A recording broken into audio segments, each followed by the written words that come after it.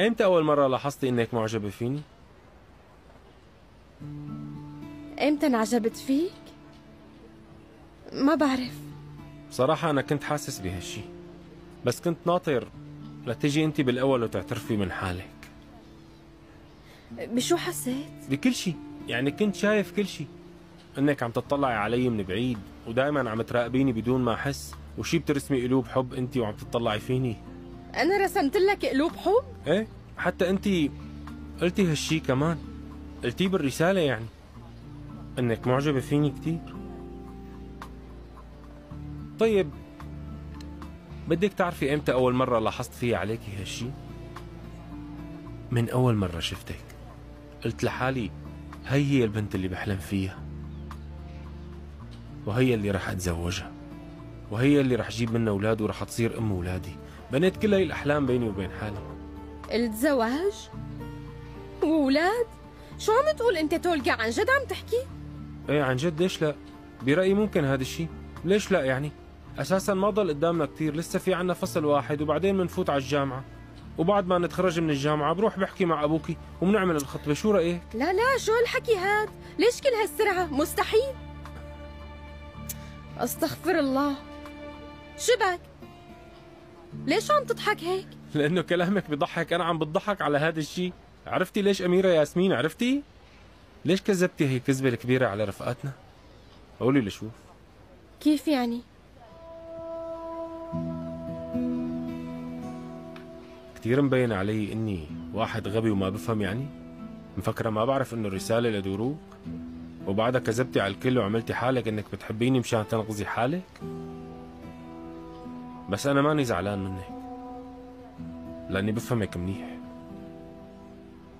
انا كمان كنت حب ابك من قبل، وكنت متأكد مثل اسمي انها معجبة فيني كمان، ولما كنت بدي روح صراحة رجعت هي وبيرك يحبوا بعض. يعني اللي بدي اياكي تفهميه، هذا التصرف كتير غبي. آسيا ودروك بيحبوا بعضهم كتير يا ياسمين، وانتي لازم تتقبلي هالشي، لأنه علاقتهم رح تكون طويلة ورح تستمر كتير. فهمتي علي مو؟ يعني عم تقلي ما أعمل نفس غلطك، مو هيك؟ ايه تماما، لأنك إذا عملتي نفس هذا الغلط فرح تزعلي كتير، حتى الزعل لحاله ما رح يكفي، رح ينكسر قلبك كمان. طيب إبك ما عرفت أبدا؟ يعني ما عرفت إنك معجب فيها؟ ما عرفت وما رح تعرف، لأنه ما ضل أي شيء مثل الأول، ما ضل عندي أي مشاعر تجاهها، كلها مرقت وراحت. طيب مشان الله فهمني شو هالكلام يلي كنت عم تقلي اياه قبل شوي؟ أنا عم راقبك وعم برسم لك قلوب حب على دفاتري وبدنا نعمل خطبة وما بعرف شو، كأنك زودتها شوي، مو هيك؟ ليكي يا ياسمين ما رح كذب عليكي، كنت ناوي استمر بالكذبة. لو شفتي تعابير وشك والدهشة اللي صابتك كنتي عملتي مثلي. أنت عن جد غليظ كتير تولقى، والله غليظ. والله؟ إيه مو معقول، وتقيل دم كمان. يعني ايه، لسه في عندي شوية حركات غليظة من الماضي ما فيني استغني عنهم أبدا.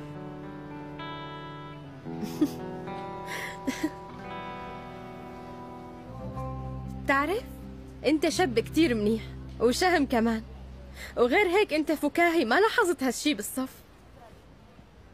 شكرا. صح أنا قضيت فترة صعبة كتير ياسمين، لهيك لما عم تقولي لي إني شاب منيح وفكاهي وشهم ماني ملاحظ على حالي إني هيك. طيب شو رح تقول بالمدرسة؟ كيف يعني؟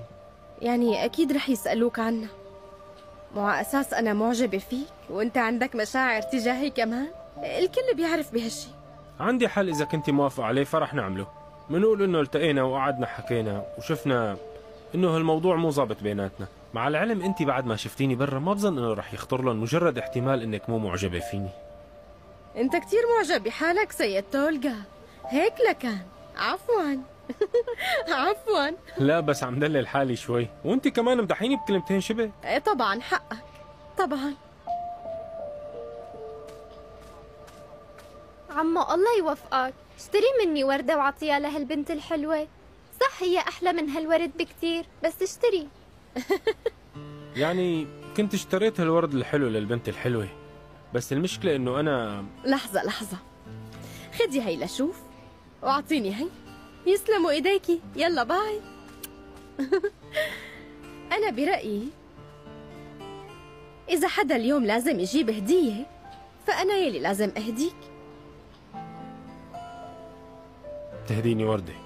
ايه، وبعدين كمان شكرا لانك انقذتني من هالوضع الصعب يا صديقي الجديد.